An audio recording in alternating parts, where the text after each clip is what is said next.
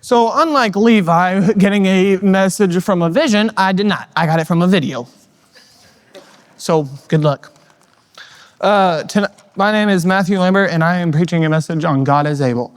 My first point is Lazarus. In John 11:1 through 15, it says, "Now a certain man was sick named Lazarus of Bethany, the town of Mary and her sister Martha. It was the Mary which anointed the Lord with ointment and wiped his feet with her hair, whose brother Lazarus was sick. Therefore his sister sent unto him, saying, Lord, behold, he whom thou lovest is sick. When Jesus heard that, he said, This sickness is not unto death, but for the glory of God, and the Son of God might be glorified thereby. Now Jesus loved Martha and her sister and Lazarus. When he had heard therefore that he was sick, he abode 2 days still in the same place where he was. Then after that he saith he to his disciples, Let us go into Judea again. His disciples say unto him, Master, the Jews of late sought to stone thee, and goest thou thither again? Jesus answered, Are there not 12 hours in the day? If any man walk in the day, he stumbleth not, because he seeth the light of his world. But if a man walk in the night, he stumbleth, because there is no light in him. These things said he, and after that he saith unto them, Our friend Lazarus sleepeth, but I go that I may awake him out of sleep. Then said his disciples, Lord, if he sleep, he shall do well. Howbeit Jesus spake of his death, but they thought that he had spoken of taking of rest and sleep. Then said Jesus unto them plainly, Lazarus is dead, and I am glad for your sakes that I was not there, to the intent ye may believe. That nevertheless let us go unto him. So now they've made it to Judea and met Mary and Martha. And then in verses 23 to 26, it says, Jesus saith unto her, Thy brother shall rise again.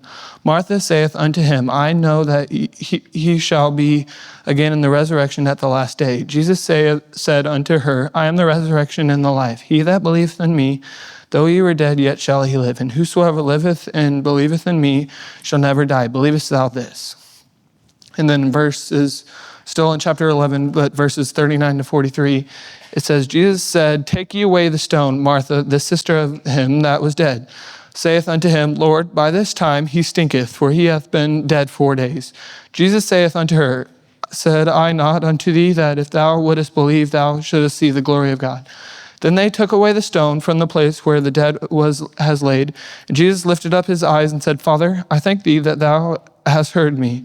And I knew that thou hearest me always, but because of the people which stand by, I said it, that they may believe that thou hast sent me. And when he thus had spoken, he cried with a loud voice, Lazarus, come forth. Now imagine you are in a, what do you want to call it?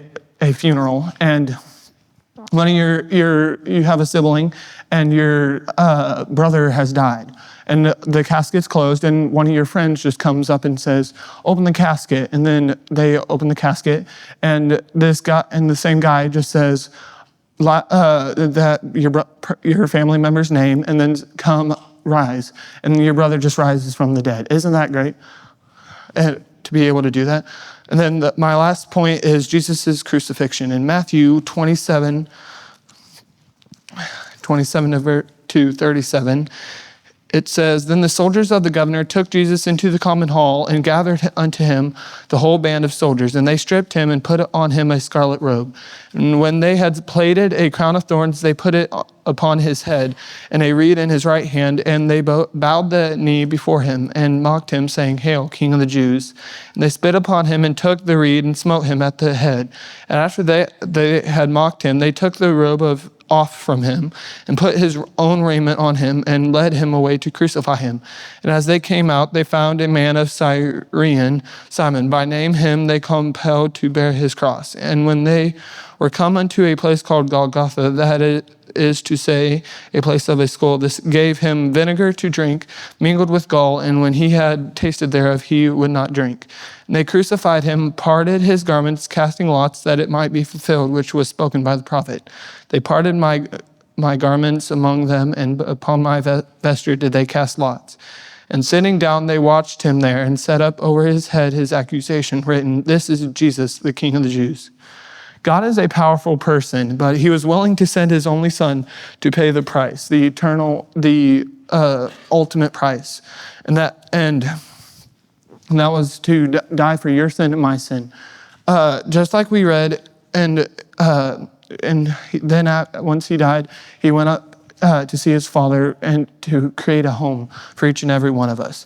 And in order to go to that home, if you could turn back to John 11:25-26, it says, Jesus said unto her, I am the resurrection and the life. He that believeth in me, though he were dead, yet shall he live. And whosoever liveth and believeth in me shall never die. Believest thou this? So you in order to go to that place, you have to believe in him. And that is all.